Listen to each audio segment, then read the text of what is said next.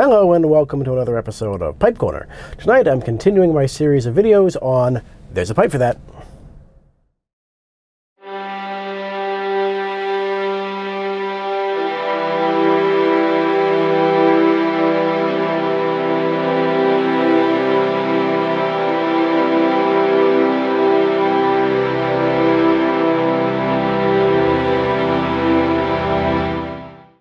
Welcome back to the Smoking Hut here in beautiful Burlington, Ontario. I am James of Cigar and Bar, and tonight we're going to do the next installment on my series of videos, There's a Pipe for That, where I go over the various pipes I have in my collection that are earmarked for specific kinds of tobacco. Tonight's installment is going to be my Virginia pipe, which is my Trappist briar right here. I like this pipe when I'm out walking because it does have a very deep bowl.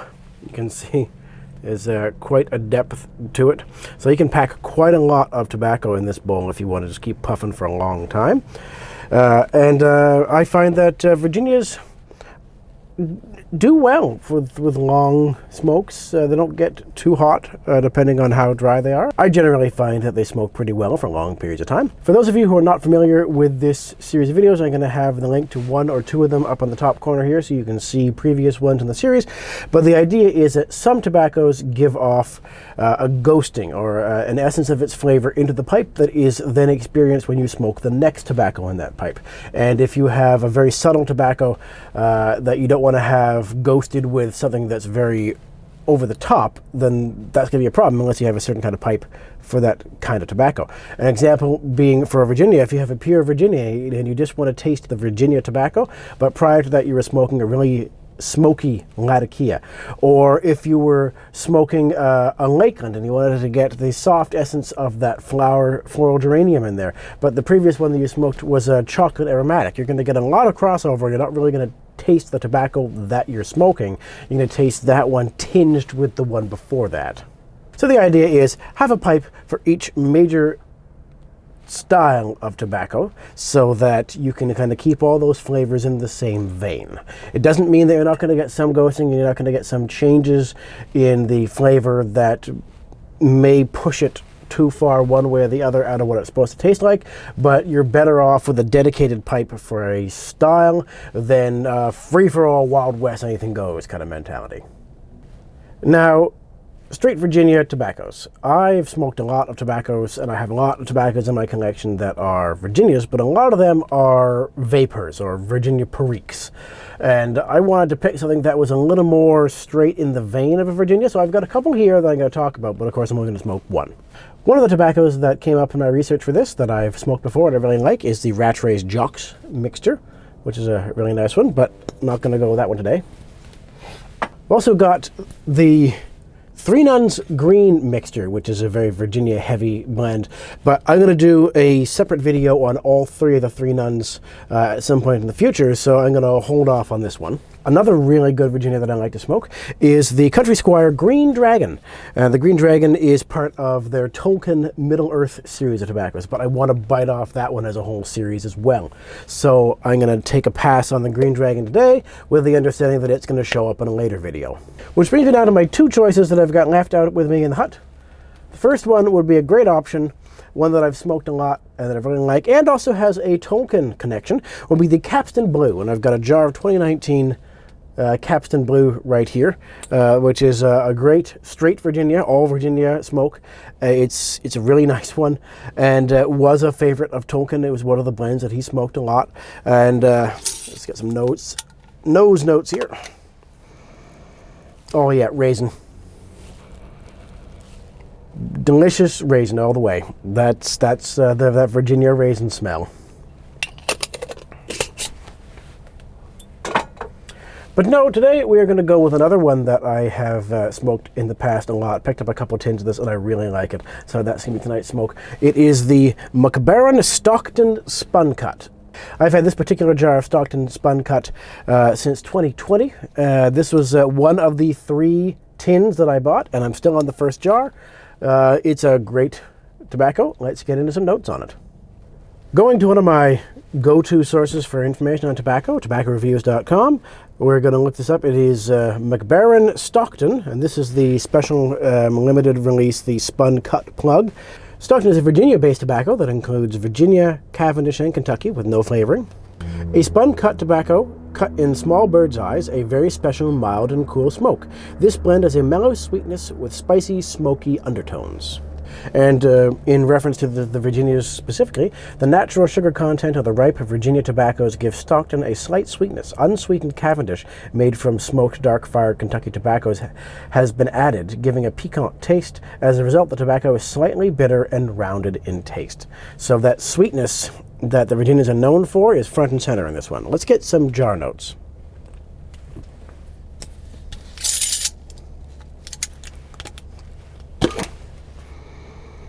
Now that, very different from the Capstan Blue. Whereas the Capstan is just sweet, sweet, sweet raisin. Just that's the whole nose.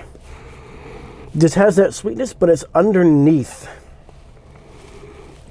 a kind of dried hay smell, as well as a little bit of darker smoky smell. And a little bit of sourness. Like a sour plum or a sour date kind of taste. It's very nice on the nose. So let's pack a bowl and see what I think of it. I really do like these coin flake tobaccos. You can see that they're in these delightful little coins or small medallions. You can take these, and there's a couple of different ways. If your bowl is wide enough, you can just stuff a stack straight down. But that's going to be a little bit longer smoke than I'm looking for today, because when they stay tightly packed, they're going to smoke a lot slower. And this is not my intention today. It's not cold in here. It's pretty warm inside the hut. I got the heater going here. But it is -11 outside. And I've got other things to do tonight, including editing tomorrow's video. So I can't quite stay in here for as long as I'd like. But I've been known to pack a bowl full of coin cut, particularly the Three Nuns coins. I really like packing those. And I can sit in here for hours reading a book. But today, we're just going to break this up a little bit. And so I'm just going to squish them. They're still a little bit moist, but they're squishing pretty well there. And I'm just going to start packing them one at a time to add into the bowl.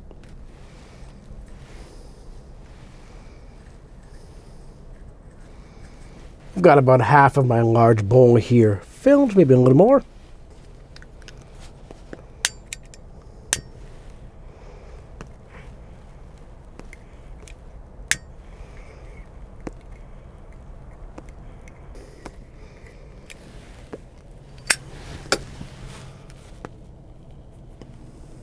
That is nice.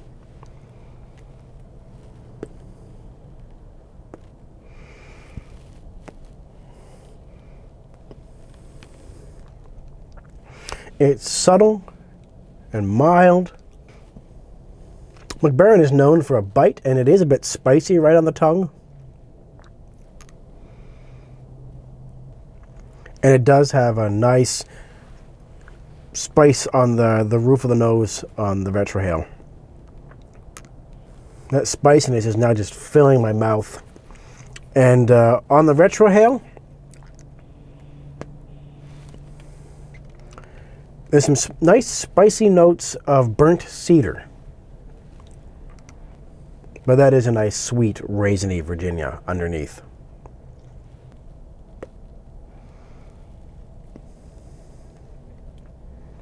It's almost too spicy. It's tickling my nose, that cedar spice.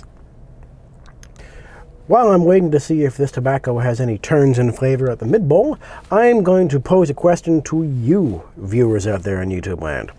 I have done my Lakeland pipe, my Perique pipe, and tonight my Virginia pipe. Coming up, we've got my Latakia pipe, and then finally my Aromatic pipe. And I have to decide what tobacco to smoke in my Aromatic pipe.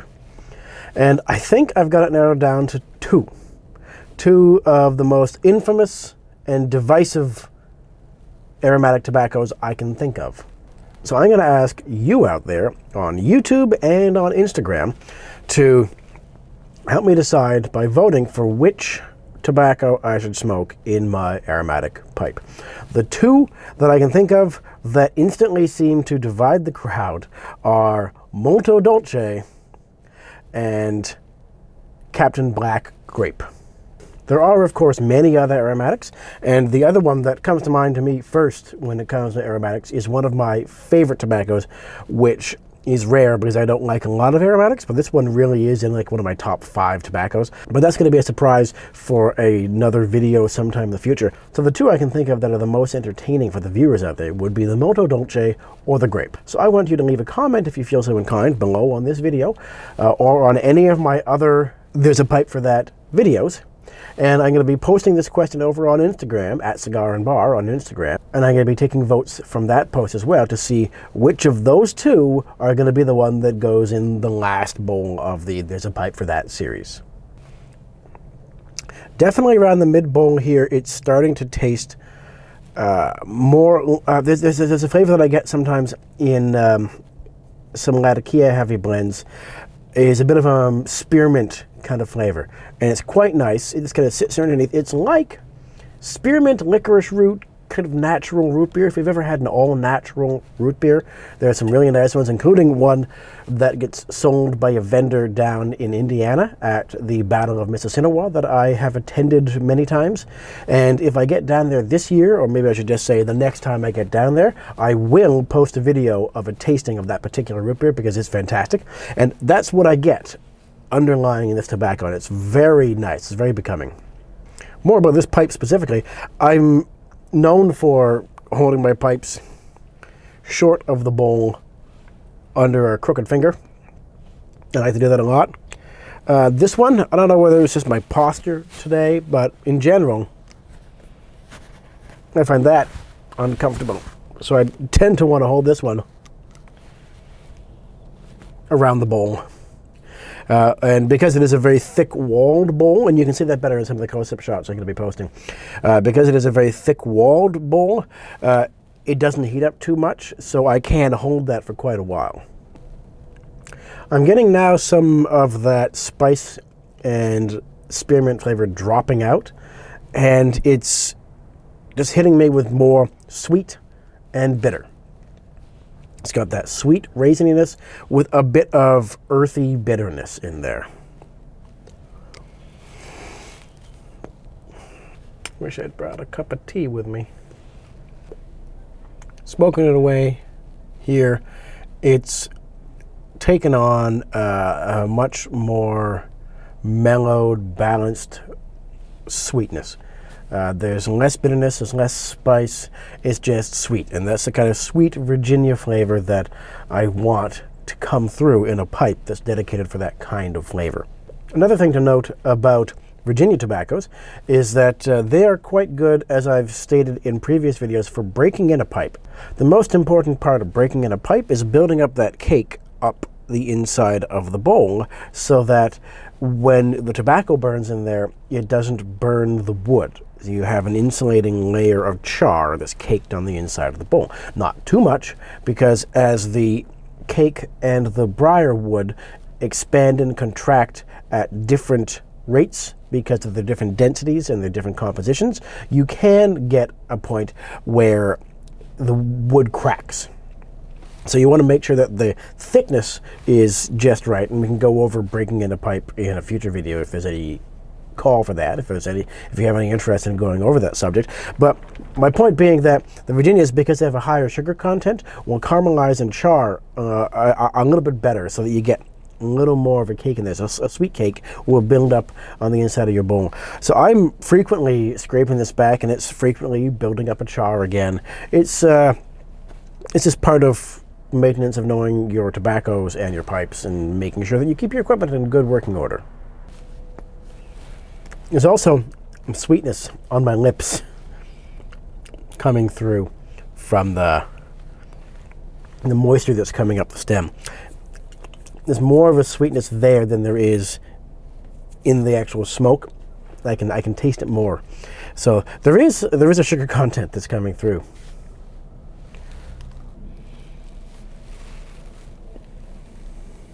Just a delightful smoke. It's just got a couple of twists and turns without any wide variations. And now that it's getting right near the end, that sweetness is combining with that fleeting spearmint that I was tasting earlier, and it's just producing an almost anise flavor. That black licorice flavor is just coming out underneath that sweetness, and it's really nice. It makes me want to go in and mix up a cocktail that's kind of somewhat in the same vein. I want to mix in something with a little bit of Sambuca and like the Sambuca and prune juice. There's an idea. I don't know if that could be any good. Maybe I'll workshop that and we'll see if I can come up with anything good. I can call it the Stockton Spun Cut. I think I'm just about done this bowl here. It's almost finished smoking through, and it's still nice and smooth and sweet right here at the end. And that's where I'm going to leave you for tonight's episode of There's a Pipe for That. Tune in next week where I'm going to smoke one of my other favorite pipes, which is my Latakia pipe, and I'll pick a blend for that. One of my top favorite tobaccos is a Latakia blend, but I'm going to save that for its own video, so I got to pick one to feature in next week's Latakia video. If you have any suggestions, I'll see if I have that in my collection, and otherwise I'll dig through my cellar and find something good for you. I want to thank you all for joining me tonight in Pipe Corner, and I will see you next week. I am James of Cigar and Bar. Cheers.